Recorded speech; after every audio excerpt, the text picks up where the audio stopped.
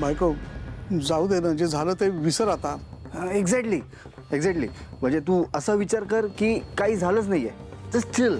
हां, मला वाटतं ना हे सगळं आहे ना मंजिरी वहिनींनी मुद्दाम केलंय ना. या सगळ्यात चूक ना त्या थेरड्याची आहे. बस, चूक त्यांची नाहीये, चूक तुम्हा दोघांची आहे. माझा नवरा, माझा मुलगा कुचकामी आहेत, म्हणून या घरात मला आश्रितासारखं राहावं लागतं. काहीही करत नसल्यामुळे मला सगळं सहन करावं लागतं.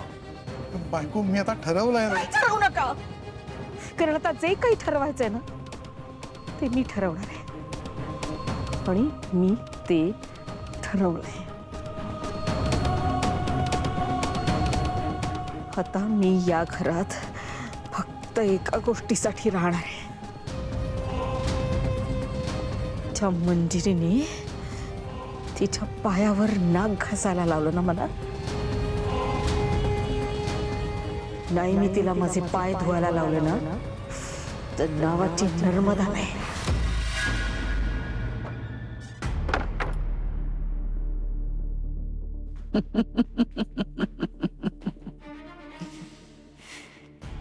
एक एक डाव मी जिंकत चालली आहे.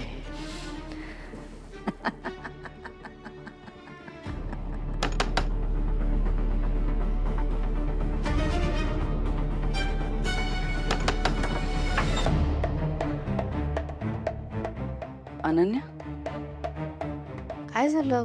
हसत का होतीस तू? हा ते मोबाईलवरती काहीतरी सुरू होतं. अच्छा. काय ग, काही काम होतं का? हो, मी वेदाला डॉक्टरकडे घेऊन चालली आहे, तेच सांगायला आले होते. एवढं लागलंय का? नाही, पण एकदा डॉक्टरांना दाखवून येते. अच्छा. आई, मीरा वहिनी आता अति करते. मला खूप ओरडते ती, आणि कारण नसताना चिडतीये ती. त्या अंबिकामुळे खूप फायदा होतोय माझा. आई प्लीज तिला सांगा, दरवेळी नाही ऐकून घेणार आहे मी तिचं. अनन्या, मी काय करू, मला नाही कळत आहे. आई विना वाढलेली पोर म्हणून आपण तिला जवळ केलं, या घरात आसरा दिला, सून म्हणून ऍक्सेप्ट केलं तिला. पण तिच्यासाठी एवढं सगळं करून सुद्धा तिला माहेरचीच नाती जवळची वाटतात.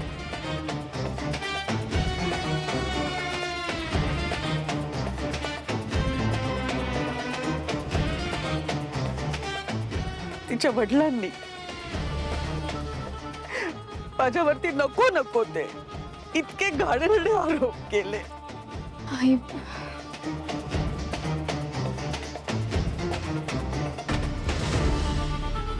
ठीक आहे, मी अनन्या, तूच मला सांग, माझ्या जागी जर का दुसरी कोणी सासू असती ना तर त्या सुनेला घराबाहेर काढलं असतं. पण मी नाही केलं तसं, कारण मी तशी नाहीये, आणि मला माहितीये की मी जे काही बोलले होते ते सत्य आहे. तिला नको असेल, पण मला हवं एकत्र कुटुंब. तू जशी माझी लेक आहेस तशीच ती आहे असं मला वाटत होतं.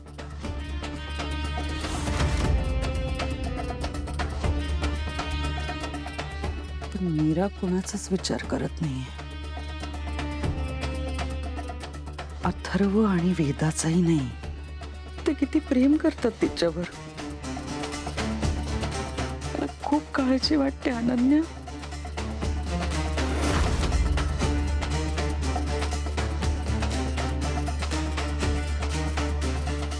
अनन्या, मला तर काहीच कळत नाही, मी काय करू.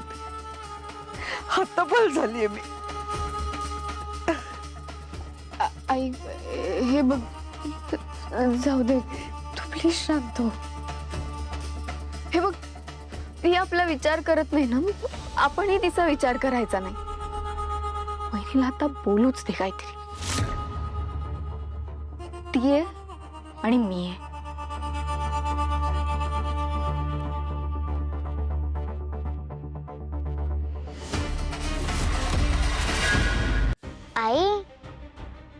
बाबाचा फोन कट झालाय का?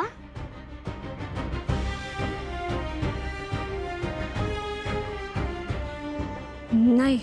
मग तू बोलत का नाहीयेस? हॅलो. ते अनन्याने सांगितलं की वेदा पडली होती, सो तिच्याबद्दल विचारायला कॉल केला होता. पायाला स्प्रे मारलाय. तिचा पाय मुरगळला आहे का? नाही. मी येऊ लगेच? आता हे मी कसं सांगू ना. मीरा, वेदा लहान नाहीये आता. तिच्या समोर तरी अथर्वशी जरा नीट बोल. ठीक आहे, मी ठेवते फोन.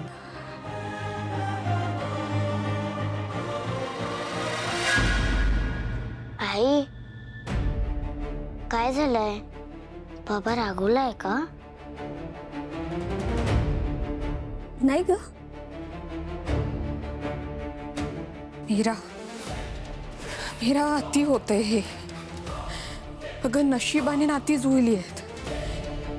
हे असं काहीतरी वागून ही नाती तोडू नको सगळं प्लीज. मी पाया पडते तुझ्या.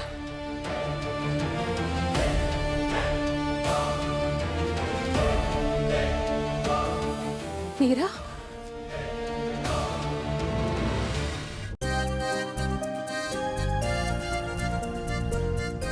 काय डॉक्टर, आज कोणाला तपासणार आहात तुम्ही?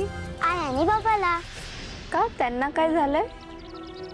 तुला नाही माहित? नाही. हे बघ, असं काहीच नाहीये. त्या दोघांचं भांडण झालंय. झालंय ना? नाही वेदा, मला नाही वाटत असं काही झालंय. मला तर असंच वाटतंय. ते दोघं फोनवर पण नीट नाही बोलत.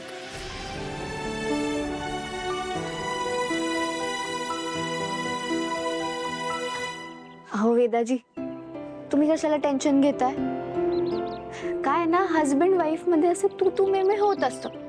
त्यात काय एवढं? एक काम कर, तू ना मला चेक कर बघ, मला ताप आहे का? आत्या, मी ना तुला इंजेक्शन देते.